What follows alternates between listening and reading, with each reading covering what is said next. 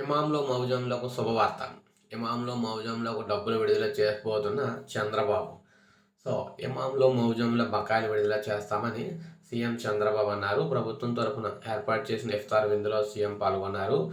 ముస్లిం సోదరులతో కలిసి ప్రార్థనలో పాల్గొన్నారు. అన్ని నియోజకవర్గాల్లో ఇఫ్తార్ విందు ఏర్పాటు చేసినట్లు చెప్పారు. కూటమి ప్రభుత్వం అధికారంలోకి వచ్చిన తర్వాత మైనారిటీలకు పెద్ద ఎత్తున సంక్షేమ కార్యక్రమాలు అందిస్తున్నామని, మైనారిటీల మనోభావాలను మా ప్రభుత్వం గౌరవిస్తుంది. ఆటోనగర్ ఏర్పాటు తర్వాత మైనారిటీలకు ఉపాధి కల్పిస్తాం. వక్ఫ్ బోర్డు ఆస్తులు కాపాడి ముస్లిం సంక్షేమానికి కృషి చేస్తామన్నారు.